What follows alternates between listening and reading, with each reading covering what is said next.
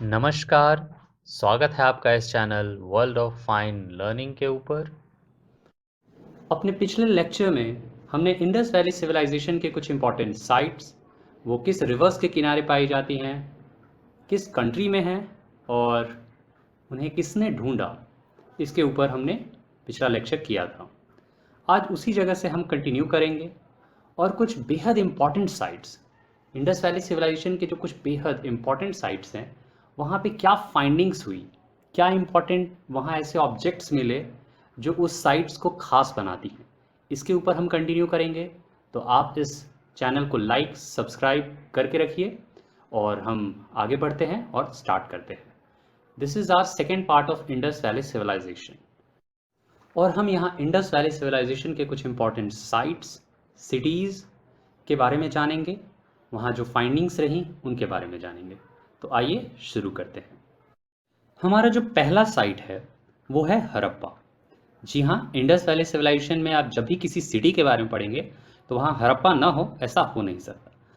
So let's start with our first site and it is Harappa. Did you know that at Harappa the 6 granaries were found in a row? यानी हड़प्पा में 6 अनाज भंडारण के कमरे पाए गए थे और वो भी एक ही रेखा में, यानी एक के बाद एक के बाद एक, और ऐसे कितने थे? टोटल 6। और ये कहाँ पाए गए थे? हड़प्पा में। उसके बाद वहाँ पे कुछ अदर इम्पॉर्टेंट फाइंडिंग्स रही, वो थी वर्कमैन्स क्वार्टर, यानी जो कामगार होते हैं उनके लिए भी वहाँ खास कमरे बने हुए थे ताकि जब वो वहाँ कार्य करे तो वो वहाँ रुक सके, यानी वो लंबे समय के लिए एक स्थान पे वो कामगार रुकते थे अपने घरों से दूर। यानी जाहिर सी बात है, ये ओवरऑल एक पिक्चर जो हमारे सामने पेंट करता है वो ये बताता है कि जाहिर सी बात है वो किसी महल या किसी बहुत ऊंचे परिवार के अंडर काम करते थे, जिनका की जो सर्विस पीरियड था वो लंबे समय के लिए उनके अंडर रहना, उनके अंडर काम करना होगा। और इसी वजह से जब हम इस फाइंडिंग को आगे देखते हैं, जब हम इस फाइंडिंग को आज समझने की कोशिश करते हैं तो हमें पता चलता है कि जाहिर सी बात है हड़प्पा एक ऐसी जगह रही होगी जहां कोई राजशाही या जहां कोई हेड ऑफ द क्लैन, यानी किसी भी एक समूह का जो हेड होता है या फिर एक ग्रुप या पूरे समाज का कोई हेड है वो वहां रहता होगा। तो इन बातों से हमें ये समझ में आता है कि हड़प्पा एक कैपिटल सिटी रहा होगा। चलिए आगे की फाइंडिंग्स देखते हैं, हमें आगे और हड़प्पा में क्या मिला। हमें काफ़ी सारे सील्स मिले हैं, अलग अलग माना जाता है कि ये किसी देवी देवताओं के होंगे उस समय के, पर कुछ भी श्योरिटी के साथ नहीं कहा जा सकता। इसीलिए आप मान के चलिए कि सील्स थे जिस पे अलग अलग फिगर्स थे, वो हमारे आर्कियोलॉजिस्ट का मानना है कि वो हो सकता है उस समय के देवी देवता रहे हों। और हमें मिला है सिमेट्री। सिमेट्री होता है जहाँ पे लोगों को दफनाया जाता है, यानी कब्रगाह। उसके बाद हमें मिला है पेंटेड पॉटरी, यानी ऐसी मिट्टी के बने हुए मर्तबान कह लीजिए, बर्तन कह लीजिए, जिन्हें पेंट किया गया होगा, किसी वो कुदरती तरीके से उन्होंने बनाया हो या किसी पत्थर के इस्तेमाल से बनाया हो, पर हाँ उन्होंने उसे पेंट किया था। यानी उस समय में ब्यूटिफिकेशन ऑफ ऑब्जेक्ट्स, ऑब्जेक्ट्स की खूबसूरती के ऊपर भी लोग ध्यान देते थे। इस तरह से आप समझिए कि जब वो पेंट करते थे तो उस समय के लोगों की विचारधारा के बारे में भी आपको थोड़ा बहुत उससे एनालिसिस करिएगा तो समझ में आएगा। हमें वहाँ गेहूं और बार्ली, यानी वीट एंड बार्ली के भी कुछ अवशेष मिले हैं, और ये अवशेष हमें मिले एक वुडन मॉर्टार के। आज के समय में आप उसे सिल्वर्ट समझ सकते हैं, उस समय वुडन का हो था, कई जगह पत्थर के भी पाए गए हैं। आगे अगर हम जाने तो और हमें मिला है कॉपर स्केल, यानी तांबे से बनी हुई किसी भी चीज़ को नापने के लिए जो वस्तु होती है उसे हम स्केल कहते हैं। तो ये ज़रूरी नहीं है कि स्केल जो हो आज के समय में जो आप एक स्केल देखते हैं पेजेस पे लाइन ड्रॉ करने के लिए, वो नहीं। स्केल होता है anything which can be use to measure, यानी किसी भी ऐसे पदार्थ का उपयोग करना जो कि किसी भी चीज़ को नापने में काम आए, चाहे वो वज़न हो, चाहे वो लंबाई हो, या ऐसा कुछ भी जिसे आप उस समय नाप सकते हैं। तो copper scale was found in Harappa. Harappa में एक कॉपर स्केल फाउंड हुआ था, ये आप ध्यान रखिएगा, किसी भी तरह के प्रीलिम्स पेपर 1 में आपका ये सवाल बन सकता है। एक कॉपर प्लेटेड मिरर, यानी इस तरह का आईना जो कॉपर को फिनिश, काफ़ी स्मूथ फिनिश दे के बनाया गया। एक वैनिटी बॉक्स भी पाया गया है, यानी महिलाओं के एवरीडे का सामान वो। उसमें रखती होंगी, ऐसा माना गया है। और एक डाइस। डाइस का पाया जाना महाभारत में जो पांडवों ने खेल खेला था चौसर का, उसकी पुष्टि करता है। यानी बहुत समय से जो सवाल उठते हैं कि क्या महाभारत सच है या नहीं, इस पर तो मैं बिल्कुल नहीं जाऊंगा, पर कुछ ना कुछ इस तरह के सबूत मिलते रहे हैं हमें इतिहास में, जो इन बातों को कहीं ना कहीं एक मजबूती देते हैं कि हाँ, ये संभावना है कि हाँ, ये अपने टाइम पीरियड में ज़रूर किसी ना किसी फॉर्म में ज़रूर एग्जिस्टेंट होंगे। चलिए अपने अगले साइड के ऊपर जाते हैं, और वो है मोहनजोदारो। मोहनजोदारो में जो बेहद इंपॉर्टेंट फाइंडिंग्स थी वो थी ग्रेट ग्रेनरी और ग्रेट बाथ, यानी एक विशाल अनाज भंडार गृह और एक बेहद बड़ा नहाने का स्थान, पूल के तौर पे आप समझ लीजिए। यानी उस समय के लोग पूल भी इंजॉय करते थे। As a fun fact, yes guys, they had the pool. Great bath जो पाया गया है वो इस सिविलाइजेशन में पाई गई सबसे बड़ी इमारत है। As a individual building, great bath सबसे बड़ी है अभी तक जितने भी, मतलब क्योंकि समय के साथ बहुत कुछ था जो ख़त्म हो गया, it was very long ago. तो उतने समय में काफ़ी कुछ थे जो ख़त्म हो गए समय के साथ, लोगों के साथ, प्रकृति की मार से। पर अगर कुछ बचा है और जो हमने पाया है, उसमें जो सबसे बड़ा था वो था ग्रेट बाथ।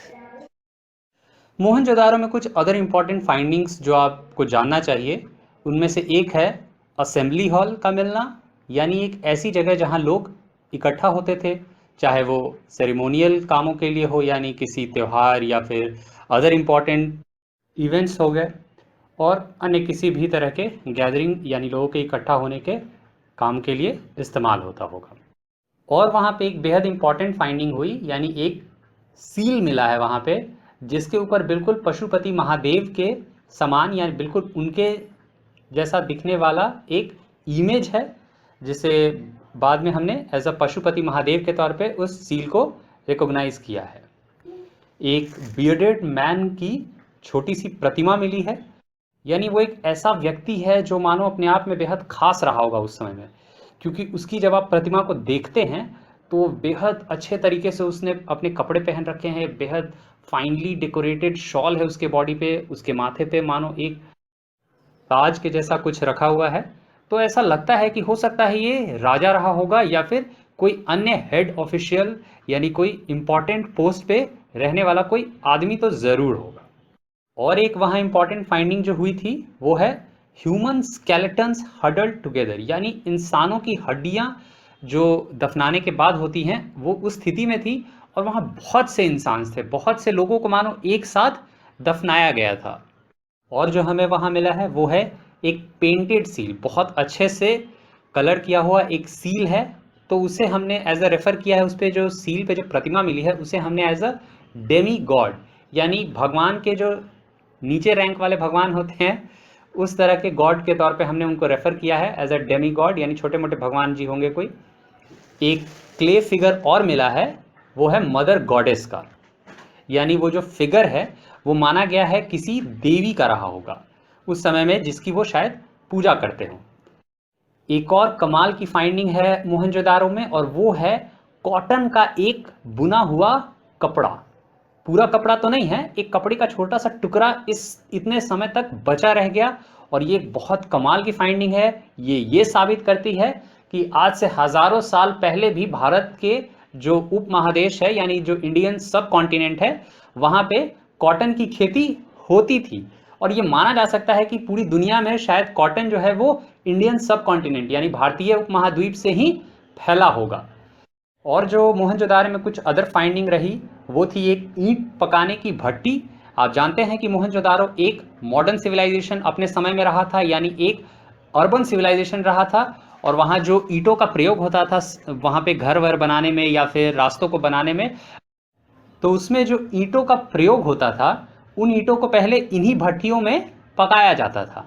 और जो हमें मोहनजोदारो में मिला है वो है 2 मेसोपोटामियन सील्स, यानी मेसोपोटामिया आपको पता है आज के ईरान इराक वाले जगह में रहा होगा, रिवर टिग्रिस के किनारे। अगर आप थोड़े और स्पेसिफिक होना चाहें तो आप मैप पे इसको ज़रूर देखिएगा।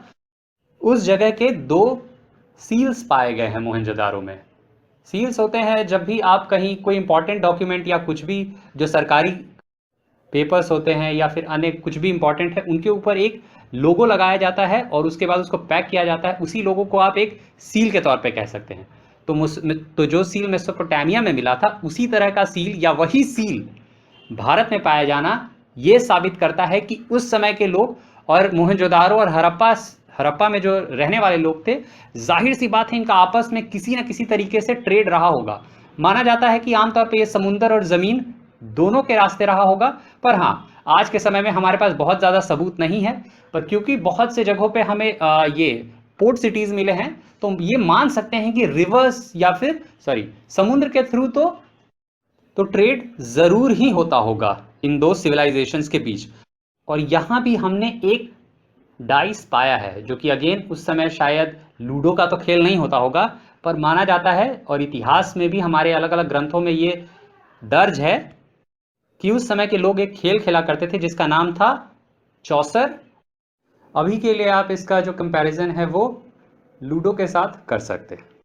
हमारा अगला साइट जो है वो है चनहुदारो, और ये रिवर इंडस के किनारे है। और यहाँ जो कुछ इंपॉर्टेंट फाइंडिंग्स है वो आपको जाननी चाहिए। One of the most important finding in Chanhudaro was the finding of a citadel, यानी एक महल का पाया जाना, एक इंक पॉट यानी दवात का पाया जाना। पता नहीं, लोगों को अंदाज़ा नहीं है या कहिए तो कोई सबूत नहीं बचा है कि आखिर इसका इस्तेमाल किस लिए होता था। आमतौर पे तो हम जानते हैं कि इंक पॉट्स का इस्तेमाल जाहिर सी बात है लिखने के लिए होता था, पर क्या ये उस समय में डाइंग के लिए इस्तेमाल हो रहा था या लोग लिख भी रहे थे इसके इस्तेमाल से, इस बात की कोई पक्की जानकारी तो हमारे पास फिलहाल है नहीं। बस इतना जान लीजिए कि एक इंक पॉट भी पाया गया था। एक और ऑब्जेक्ट जो पाया गया था वो था लिपस्टिक।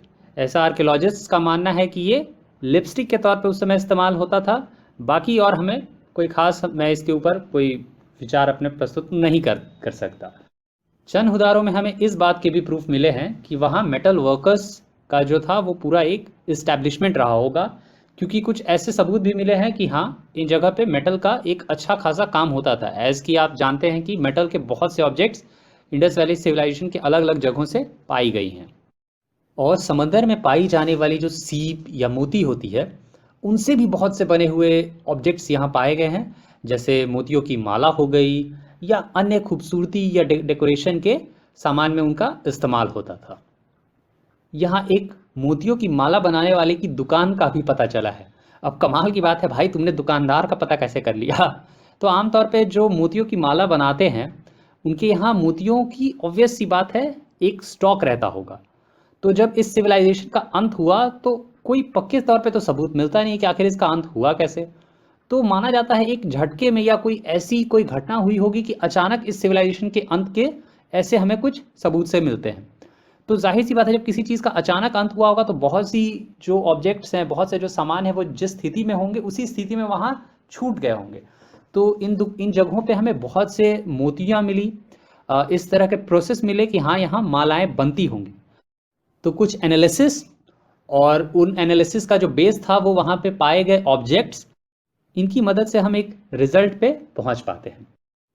चनहुदारो में एक और जो बेहद खास जो फाइंडिंग वहाँ पे रही, यानी जो वहाँ एक ऑब्जेक्ट मिला, वो था टेराकोटा से बनी हुई एक बैलगाड़ी।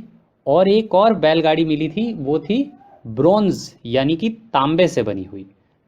और ये सब एक मिनिएचर मॉडल थे, यानी कि बेहद छोटे तौर पे आप इसको खिलौने के तौर पे कह सकते हैं कि हो सकता है उस समय के लोगों के लिए, बच्चों के लिए एक खिलौना रहा होगा। हमारा अगला जो साइट है वो है लोथल, और ये आज के गुजरात में है। ये एक डॉकयार्ड साइट है, यानी यहाँ पे जहाज़ रुकते थे। ये एक बंदरगाह के तौर पे इस्तेमाल होता था। यहाँ पे जो कुछ इंपॉर्टेंट फाइंडिंग्स रही वो थी एक डॉकयार्ड, प्रॉपर डॉकयार्ड का मिलना, यानी ऐसी जगह जिसे काट के जहाज़ों के रुकने के लिए बनाया गया था, ऐसी फाइंडिंग यहाँ हुई है। चावल का हस्क यानी चावल की भूसी यहाँ मिली है। इससे ये पता चलता है कि यहाँ के लोग चावल की खेती किया करते होंगे उस समय। जो यहाँ एक बेहद इंपॉर्टेंट ऑब्जेक्ट मिला है वो है फायर एल्टर्स, यानी कि आग जलाने के लिए कुछ मुख्य स्थान मिले हैं जहाँ पे खास तौर पे आग जो है सो जलाया जाता रहा होगा। टेराकोटा फिगर मिला है एक घोड़े का। टेराकोटा होता है असल में चीनी मिट्टी जैसा ही एक मिट्टी होता है, पर ये थोड़े रेड कलर का होता है। एक साइट मिला है जहाँ पे 2 लोगों को एक साथ दफनाया गया है, यानी कि इसे डबल बरियल साइट के तौर पे रेफर किया गया। और इस साइट का लोगों ने अलग अलग तौर पे एनालिसिस किया, और एक एनालिसिस जो बहुत ज़्यादा प्रोन है और शायद बहुत ज़्यादा एक्यूरेट जो हो सकता है वो है कि शायद उस समय में भी सती का रिवाज रहा होगा, क्योंकि इनमें से एक स्केलेटन जो है वो मेल का है और अदर स्केलेटन जो है वो एक फीमेल का है। लोथल में हमें कुछ बेहद इंपॉर्टेंट सील्स मिले हैं जिन्हें हिंदी में आप मुहर भी कहते हैं। और ये जो सील्स हैं, यानी ये जो मुहर हैं, ये अलग अलग जगहों के हैं, और जो इसमें से ज़्यादातर हैं वो हैं अरेबियन पेनिनसुला के, यानी अरेबियन प्रायद्वीप के हैं वो। और उसमें भी जो ज़्यादातर हैं वो हैं फ्रॉम पर्शिया। पर्शिया को मॉडर्न डे ईरान के तौर पे भी आप जानते हैं, और हैं मॉडर्न डे बहरीन। बहरीन आप मैप में ढूंढिएगा, ईरान को भी आप मैप में ढूंढिएगा, आपको बहुत कुछ सीखने को मिलेगा, खुद से आप थोड़ा बहुत मेहनत करिएगा। तो मॉडर्न डे बहरीन और ईरान के सील्स हमें मिले हैं कहाँ पे? लोथल में। चलिए अगले साइट पे चलते हैं, और वो है काली बंग। यहाँ हमें पहली बार खेती के सबूत मिले हैं, यानी एक ऐसा ज़मीन का हिस्सा मिला है जो शायद उस समय में उसे जोता गया हो, खेती के लिए तैयार किया गया हो। इसे प्लॉट फील्ड के तौर पे भी जाना जाता है। 7 ऐसी जगह मिली हैं जहाँ परमानेंट तौर पे किसी न किसी फॉर्म में आग को जलाया जाता हो, चाहे वो हवन के लिए हो, चाहे वो रेगुलर पता नहीं किसी और काम के लिए हो, पर 7 फायर एल्टर्स वहाँ मिली हैं। यहाँ एक डेकोरेटेड ब्रिक भी मिला है, यानी कि ब्रिक्स को वो लोग काफ़ी, अगर वो इम्पॉर्टेंट जगहों के लिए है शायद, तो उसे डेकोरेट यानी कि उसे सजाया भी जाता था। और जो हमें यहाँ मिला है वो है wheel of a toy cart, यानी व्हील के बारे में उनकी प्रॉपर बहुत अच्छे से जानकारी थी। आपने पीछे भी देखा है कि ब्लॉक कार्ट के इमेजेस या फिर क्ले मॉडल्स वहाँ मिले हैं, यानी व्हील्स की उन्हें प्रॉपर समझ थी। और वहाँ भी हमें एक सील मिला है, and that seal is from Mesopotamia. और ये जो मेसोपोटामिया है ये आपको मॉडर्न डे इराक, यानी आज का जो इराक है उसी के क्षेत्र में किसी जगह मेसोपोटामिया हुआ करता था। आप थोड़ा खुद से भी रिसर्च करिए, मज़ा आएगा आपको। हमारा अगला जो साइट है वो है बनावली। बनावली एक पिछड़े हुए जगह के तौर पे आप हड़प्पन कल्चर के जगहों में आप देख सकते हैं। जब आप हड़प्पन कल्चर को समझते हैं तो आपको पता चलता है कि पूरा हड़प्पन कल्चर में जो मोस्ट ऑफ द जो सिटीज़ थे वो वेरी वेल प्लान्ड थे, यानी बहुत अच्छे से उनको सोच समझ के वहाँ जो घरों को है वो बसाया गया था। वो एकदम ग्रिड पैटर्न में थे, मानो कि एकदम सीधे तौर पे रास्ते के किनारे एग्जैक्टली जिस घर को जहाँ होना चाहिए वहाँ है, बिल्कुल स्ट्रेट लाइन मानो वो एक फॉलो कर रहे हो। तो इस तरह का मानो वहाँ पे जो एक प्रॉपर जो सिस्टम है उसको हर घर हर जगह पे फॉलो किया जा रहा था। पर जब आप बनावली में आते हैं तो ये जो सारी जो भी वहाँ पे प्रॉपर टाउन प्लानिंग था ये आपको मिसिंग मिलेगा, यानी यहाँ पे ये ऐसा कुछ आपको मिलेगा नहीं। कोई घर कहीं है, कोई घर कहीं है, ऐसा लगता नहीं है कि हड़प्पा कल्चर वाला मतलब जो एकदम बेहतरीन आर्किटेक्चरल एग्जाम्पल्स थे उस तरह का आपको बनावली में नहीं मिलता है। Also Banawali lacks in the sewage facilities. आपको most of the Harappan culture में जो सिटीज़ हैं या जो टाउन्स हैं वहाँ पे आपको प्रॉपर सीवेज फैसिलिटी, प्रॉपर जो रोड्स हैं वो आपको मिलेंगी, पर बनावली में ये सारी चीज़ें लैकिंग थी, यानी मिसिंग थी। बनावली में हमें अदर थिंग जो मिला है उसमें एक है clay figure of mother goddess, यानी कि जो चीनी मिट्टी होती है उससे बनी हुई देवी की प्रतिमा, और एक खिलौने जैसा प्लॉ होता है जो खेत जोतने के लिए काम आता है, जिसको कि शुद्ध हिंदी में आप हल भी कहते हैं। बचपन में पढ़ा ही होगा हल, ह से हल। हमारा अगला साइट है धोलावीरा, और धोलावीरा में कुछ बेहद अनोखी फाइंडिंग्स रही। उसमें से जो सबसे अनोखा था वो था वाटर हार्नेसिंग साइट, यानी पानी को जमा करने का और उसको निकालने का जो एक जगह है उसका मिलना। तो बहुत से जो कुएं हैं वो मिले हैं आपको धोलावीरा में, और ये जो कुएं होते थे ये घरों के अंदर हुआ करते थे। Also one of the most important thing to know in Dholavira is that कि ये इकलौती साइट है जो मतलब अदर फाइंडिंग्स में, मतलब हो सकता है और रही हो पर अभी तक हमें पता ना हो, पर धोलावीरा इकलौता ऐसा साइट है जहाँ पे जो सिविलाइजेशन जो हड़प्पा का था और जो उनकी जो सेटलमेंट थी उनको 3 भागों में बांटा गया था। यानी सबसे जो ऊंचा हिस्सा था वो जाहिर सी बात है राजशाही के लिए रहा होगा। फिर जो सेकंड जो उनसे नीचे है वो शायद उनके नोबेल्स के लिए रहा हो, यानी जो राजा के मंत्री वंत्री होंगे उनके लिए, और उसके बाद वाला हिस्सा प्रजा के लिए होगा। और तो और आम जनता के लिए जो सबसे बड़ा इंस्क्रिप्शन अगर पूरे साइट में किसी जगह मिला है तो वो आपको धोलावीरा में ही मिला है। इंस्क्रिप्शन होता है जैसे आम जनता के लिए कोई आदेश हुआ या कोई अदर इम्पॉर्टेंट अनाउंसमेंट हुआ, तो इस तरह के किसी इस्तेमाल के लिए रहा होगा। बाकी हम हड़प्पन सिविलाइजेशन के जो भी अभी राइटिंग है उसको डिसाइफर तो नहीं ही कर पाए हैं, तो उस कारण हम अभी प्रॉपरली इसको समझ पाएँ ऐसी तो कोई नियर फ्यूचर में पॉसिबिलिटी अभी हमें लगती नहीं है। तो चलिए हम अपने अगले साइट पे चलते हैं इसी के साथ, और हमारा अगला साइट है सुरकोतदा। इस साइट में हमने पाया है हॉर्सेस यानी घोड़ों के हड्डियों को, और ये बेहद इंपॉर्टेंट हो जाता है क्योंकि उस समय माना जाता है कि घोड़े जो हैं वो भारत में पाए बिल्कुल नहीं जाते थे। तो ये जाहिर सी बात है शायद इंपोर्ट के थ्रू आए हों या घोड़े शायद पाए भी जाते हों, तो एक प्रॉपर फैक्ट के तौर पे हम इसके बारे में कुछ बता नहीं सकते, पर हाँ यहाँ घोड़े की हड्डियाँ पाई गई हैं, और यहाँ एक ओवल ग्रेव यानी अंडेकार शेप का एक कब्र मिला है, और यहाँ पॉट बरियल के भी सबूत मिले हैं। पॉट बरियल होता है बड़े बड़े मर्तबानों में लोगों को दफनाना, यानी शायद ये ग्रेव से बेटर की ओर, यानी शायद ये इवॉल्व हो रहे हों, शायद ये उम्मीद कर रहे हो कि ग्रेव्स नहीं, क्योंकि हम अब बेहतर हैं, हम ज़्यादा बेहतर ऑब्जेक्ट्स बना सकते हैं, तो इन्होंने शायद बड़े बड़े पॉट्स बना के उनमें लोगों को दफनाने का जो ये रिवाज है वो शुरू किया हो। हमारा अगला जो साइट है वो है दाइमाबाद, और दाइमाबाद से हमें मिले हैं कुछ ब्रोंज इमेजेस, और ये ब्रोंज इमेजेस हैं एक चैरियटर यानी रथ चलाने वाले के, एक बैल के, एक हाथी के, और एक राइनोसोरस यानी एक गेंडे के। Also in between fun fact for you कि फिलहाल ये माना जा रहा है थ्रू वेरियस एक्सकवेशन और रिसर्च कि Rakhigarhi could be the largest Indus valley civilisation site, यानी इंडस वैली सिविलाइजेशन में अब तक जो सबसे बड़ा जो जगह था जो इस पूरे खुदाई में पाया गया था वो था मोहनजोदारो।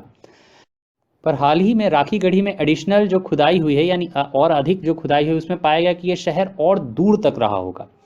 तो ऐसा माना जा रहा है कि राखीगढ़ी ही सबसे बड़ा साइट है, पर अब ये एक डिस्प्यूटेड टॉपिक सा हो गया है, तो आप इस पर थोड़ा ध्यान रखेंगे क्योंकि इसके पहले जो था वो था मोहनजोदारो, और रिसेंट इंडियन क्लेम्स के हिसाब से अब ये राखीगढ़ी हो गया है। तो जाहिर सी बात है आपके एग्जाम्स में आएगा तो आप अब राखीगढ़ी को ही टिक लगा सकते हैं।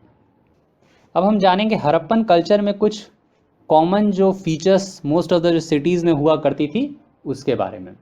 तो एक जो सबसे कॉमन फीचर था वो था कि भाई बहुत सिस्टमेटिकली इनका जो शहर था ये पूरा प्लान्ड हुआ करता था, यानी जो पूरे जो इनका जो शहर है ये बिल्कुल एक ख़ास तरीके से बनता था, बिल्कुल एक पैटर्न को फॉलो किया जाता था। रास्ते जो थे वो बेहद बड़े बड़े बेहद चौड़े हुआ करते थे, और किसी भी घर का जो दरवाज़ा है वो इन मेन रास्तों पे बिल्कुल नहीं खुलता था, ताकि आज के हिसाब से अचानक कोई गाड़ी लेके आपके सीधे रास्ते पे कूद जाता है और थोड़ा बहुत जैम वैम ऐसा प्रॉब्लम हो जाता है।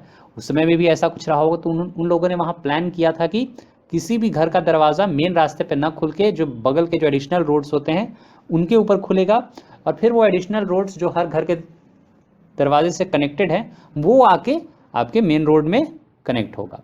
और हर घर जो था वो एक सीवेज से भी कनेक्टेड होता था, और इनका जो सीवेज सिस्टम था यानी कि जो इनकी जो नालियों की जो व्यवस्था थी ये बिल्कुल अंडरग्राउंड होती थी और बहुत अच्छे तरीके से होते थे, और जगह जगह पे छोटे छोटे गैप्स दिए जाते थे, पॉटहोल्स टाइप दिए जाते थे, ताकि समय समय पे इनकी सफाई भी हो सके। और जो इनके जो सिटाडेल्स होते थे यानी जो इनके महल होते थे ये फोर्टिफाइड होते थे, यानी चारों तरफ से मजबूत दीवारें इनकी तरफ बनाई जाती थी ताकि किसी भी तरह के बाहरी हमले या आक्रमण से इनको एक बेसिक या जो फर्स्ट सेफ्टी होता है वो दिया जा सके। अभी अभी मैंने आपको पीछे पढ़ाया था कि Surkotada is the only site, यानी सुरकोतदा जो है वो इकलौती जगह है जहां घोड़ों की हड्डियां पाई गई हैं। और किसी जगह पे अगर आपको मल्टीपल ऑप्शंस आते हैं कि हॉर्सेस के बोन्स कहाँ कहाँ पाए गए थे, जिसमें से फिर आपको A, B, C, तो आपको कंफ्यूज होने की ज़रूरत नहीं है। घोड़े की हड्डियां सिर्फ एक ही जगह पाई गई थी और वो थी सिर्फ सुरकोतदा में, ये ध्यान रखिएगा। जो मेन क्रॉप्स होते हैं इंडस वैली सिविलाइजेशन के वो वेरियस जगहों से मिली हैं, बहुत से अदर सबूत मिले हैं, उनके हिसाब से आप बस इनके नाम जान लीजिए, काफ़ी होगा। तो जो क्रॉप्स हैं वो थी वीट, बार्ली और राइस के सबूत भी हमें मिले थे कहाँ पे, लोथल में। और रंगपुर एक जगह है गुजरात में, वो भी इंडस वैली सिविलाइजेशन का साइट है, वहाँ भी राइस के सबूत मिले हैं।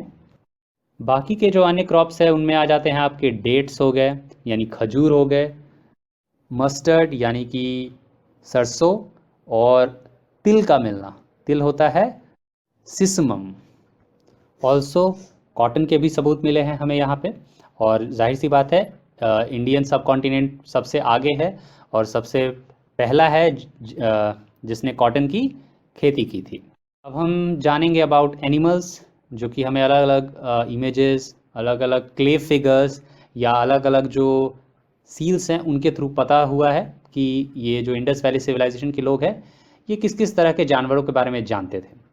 तो कुछ जानवर जो आपको पता होना चाहिए जिनके बारे में इनको भी जानकारी थी वो थे शीप यानी भेड़, बकरी, गोट, हम्प्ड एंड हम्पलेस बुल, ऐसे बैल जिनके पीठ के ऊपर हम्प बना होता था, और कुछ ऐसे भी बैल जो बिना हम्प के हुआ करते थे। ठीक है।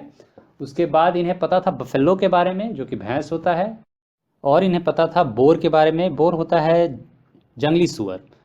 और इन्हें पिग के बारे में भी पता था, पिग है जो हम आप नहीं बट बहुत से लोग जो पालते हैं, जो घरेलू जो सुअर होते हैं उन्हें पिग कहा जाता है। और जो बोर होता है वो जंगली सुअरों को कहते हैं जिनके बड़े बड़े दांत होते हैं। अगर आप थोड़ा फ़ोन में अपने ढूंढे तो आपको मिल जाएगा।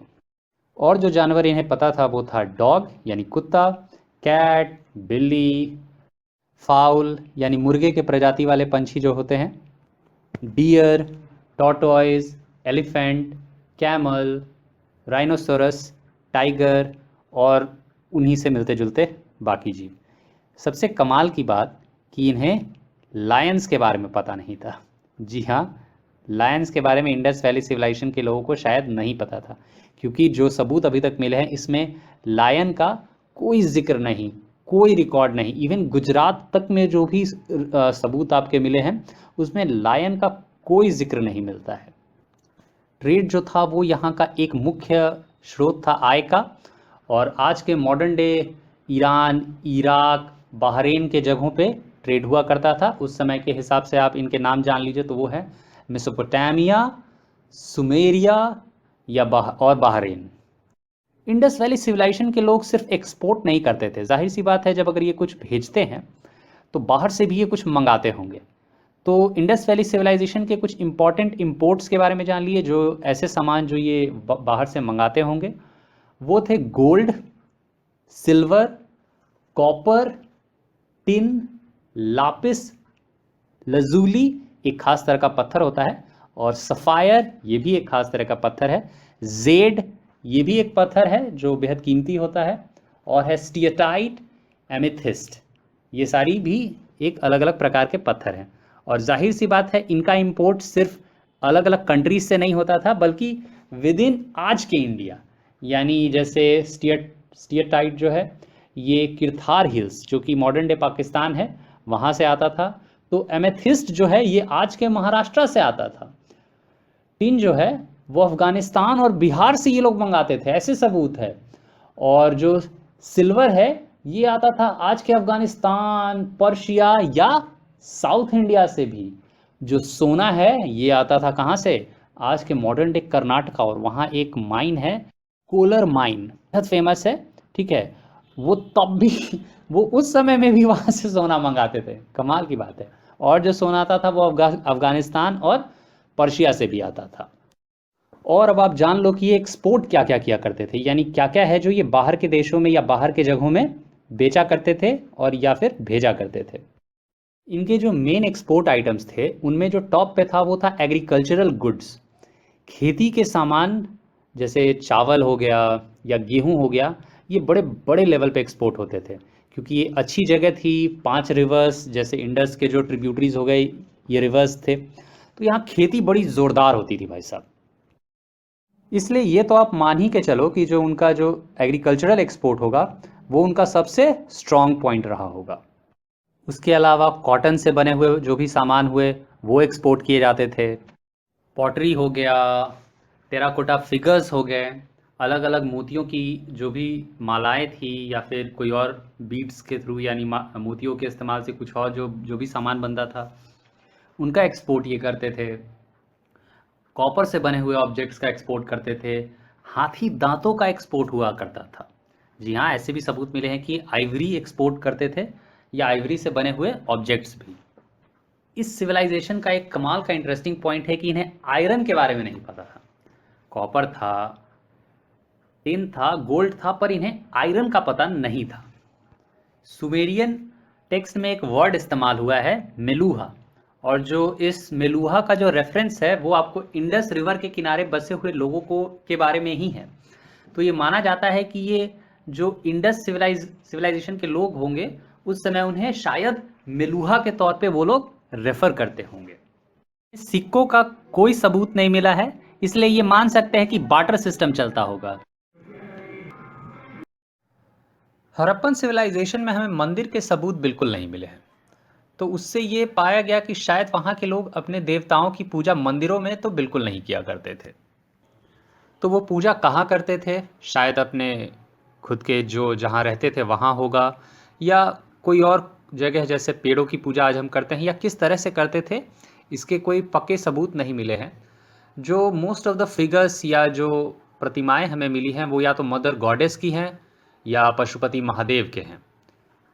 शिव शक्ति वर्शिप के जो ओल्डेस्ट हमें सबूत मिले हैं वो हड़प्पन सिविलाइजेशन में पाए गए सबूतों से काफ़ी मैच करते हैं, और ये माना गया है कि हड़प्पन सिविलाइजेशन वे द फर्स्ट, वो ऐसे पहले थे जो शिव शक्ति की पूजा करते थे। शिव जो है वो रिप्रेजेंट करते हैं मेल पार्ट्स को, और जो शक्ति हैं वो रिप्रेजेंट करती हैं फीमेल पार्ट्स को। कुछ खास तरीके से पाए गए एनिमल रेलिक्स जो हैं, यानी जानवरों के बचे हुए अंग जो हैं, ये ऐसे साबित करते हैं कि ये जानवरों की भी पूजा किया करते होंगे उस समय में। ये सिर्फ कुछ रिसर्च है, उसके बेसिस पे ये बातें बताई जाती हैं, ठीक है, और वो आज से कुछ मिलते जुलते सबूत पाते हैं, उनके बेसिस पे ये हम जो भी आउटकम है वो निकालते हैं। यहाँ जो एविडेंस मिले हैं राइटिंग के वो ज़्यादातर पिक्टोग्राफिक टाइप के हैं, यानी तस्वीरों के माध्यम से जो बातें हैं वो रिप्रेजेंटेशन उसका होता था, ठीक है। और जो राइटिंग फॉर्म है, ये जो पिक्टोरियल राइटिंग फॉर्म भी थी, ये बूस्ट्रोफेडन टाइप ऑफ राइटिंग थी। बूस्ट्रोफेडन टाइप ऑफ राइटिंग होता है जैसे आप एक लाइन से स्टार्ट करते हैं, मान लीजिए अपने लेफ्ट हैंड साइड से आपने स्टार्ट किया और वो जाते जाते अदर साइड पे ख़त्म हुआ, पर आप वापस उसी जगह उसी के नीचे आके स्टार्ट करने के बजाय वो जहाँ ख़त्म हुआ ठीक उसके नीचे वाले लाइन में आप आते हैं और उसी जगह से वापस उल्टी ओर लिखना शुरू करते हैं, और फिर जहाँ पहुँचते हैं अदर साइड में फिर उसी के ठीक नीचे आके उसी जगह से उसके उल्टे ओर लिखना शुरू करते हैं। तो यानी जो सांप सीढ़ी का खेल होता है, सांप ऐसे ऐसे सांप इधर से उधर जैसे चलता है, मानो उसी तरीके से वो राइटिंग भी किया करते थे, और उसी को बूस्ट्रोफेडन फॉर्म ऑफ राइटिंग भी कहते हैं। स्वास्तिका का जो पहला सिंबल मिला है वो भी इंडस वैली सिविलाइजेशन में ही मिला है, यानी स्वास्तिका जैसा मिलता जुलता एक सिंबल है वो यहाँ किसी न किसी साइट के पास हमें मिला है। पर इस सिविलाइजेशन का अंत कैसे हुआ इसकी कोई जानकारी ठीक से है नहीं। ना हमें कोई प्रॉपर सबूत मिलते हैं, ना हमें कोई ऐसा साक्ष्य मिला है, ना हमें कोई ऐसा कोई भी ऐसा सबूत मिला नहीं है जिससे हम ये बता सके कि प्रॉपरली इस सिविलाइजेशन का अंत आखिर हुआ कैसे। अचानक इतनी फलती फूलती सिविलाइजेशन अचानक ये ख़त्म कहाँ हो गई? अचानक हम बैकवर्ड हो गए इतने हाईटेक होते हुए, तो आखिर इस सिविलाइजेशन के साथ हुआ क्या? पक्के तौर पे तो कोई जानकारी दे पाना असंभव है, पर ऋग्वेदा में एक युद्ध की बात की जाती है। उस युद्ध का नाम था हरियम्पिया। हरियम्पिया कुछ ना कुछ आज के जो वहाँ जगह पाई जाती है हड़प्पा, उससे मिलती जुलती है, और इस युद्ध में उस जगह पाए गए सभी लोगों का संपूर्ण विनाश के बारे में कहा जाता है, यानी वो जगह का बिल्कुल अंत हो जाता है। तो हो सकता है कि battle could be the reason, या फिर जो कोई कुदरती कारण रहा हो जैसे सूखा या बाढ़, कुछ भी हो सकता है, क्योंकि ये रिवर्स के किनारे था तो बाढ़ भी हो सकता है कुछ इस तरह से आया हो जो इस पूरे जगह को अचानक तबाही में बदल दिया हो, पर कुछ भी पक्के तौर पे कह पाना संभव नहीं है। हमारे जो मेजॉरिटी ऑफ स्कॉलर्स हैं, यानी जो इसके ऊपर रिसर्च किया है, उनका ये मानना है कि ये जो सिविलाइजेशन था ये आज के जो द्रविडियन समाज के लोग हैं उनसे कुछ हद तक मिलता जुलता है। यानी इनके जो रचनाकार थे या इनके जो भी लोग ये थे, ये आज के द्रविडियन जो ट्रेट्स हैं, द्रविडियन जो फैमिली है, द्रविडियन जो ग्रुप है, ग्रुप ऑफ पीपल, उनसे काफ़ी मिलता जुलता है। पर ये भी एक फार फेच्ड थ्योरी भी आप कह सकते हैं, क्योंकि ऐसा कोई एक्यूरेट तौर पे अभी भी इन्होंने जो बोन्स है उनके प्रॉपर कुछ इस तरह से इनको एकदम एग्जैक्ट जानकारी नहीं मिली है, बट कुछ मिलते जुलते सबूत मिलते हैं, उनके बेसिस पे ये अपने थ्योरीज को बनाते हैं। तो ये ज़्यादातर एक थ्योरी के फॉर्म में ही मान के रखिए कि जो ये सिविलाइजेशन वाले थे ये आज के द्रविडियन से मिलते जुलते हैं। तो जब यहाँ तबाही आई या जो भी हुआ, युद्ध हुआ, तो फिर वो वहाँ से बाहर की ओर फैल गए और उसके बाद अदर्स पार्ट ऑफ जो इंडियन सब कॉन्टिनेंट है वहाँ ये जाके बसे। फिर धीरे धीरे एक अलग कल्चर, एक अलग जो कह सकते हैं सिविलाइजेशन, बाद के हिस्ट्रीज़ में आप पढ़ते हैं वो स्टार्ट हुआ। और इस तरह से हम इस सिविलाइजेशन के बारे में जो जानना था उसके अंत पे आते हैं। एंड में जाते जाते आपको जो एक और बात पता होनी चाहिए कि वो इस सिविलाइजेशन के आखिर कंटेम्प्रेरी कौन रहे होंगे। यानी जब ये सिविलाइजेशन था तब क्या कोई और सिविलाइजेशन होगी दुनिया में, या तो हाँ, कुछ ऑब्वियसली ये बाहर की ओर ट्रेड किया करते थे, इसके हमें सबूत मिले हैं। तो अन्य सिविलाइजेशंस जो इसके साथ थी, ऐसे सबूत भी मिले हैं। वो थी एक मेसोपोटामियन सिविलाइजेशन, फिर एक थी इजिप्शियन सिविलाइजेशन, और एक था येलो रिवर सिविलाइजेशन। और वो कहाँ है? येलो रिवर सिविलाइजेशन है आज के मॉडर्न डे चाइना में। तो इसी के साथ ये चैप्टर ख़त्म होता है। अगर आपको मेरा इनिशिएटिव अच्छा लगा तो आप लाइक और सब्सक्राइब करिए, ठीक है? और अपने कमेंट्स में बताइए कि आपको किस तरह का बदलाव चाहिए या आप और क्या चाहते हैं। इसी के साथ धन्यवाद, और आप इस चैनल को देखते रहिए। आपका प्यार हमें मिलता रहे। धन्यवाद।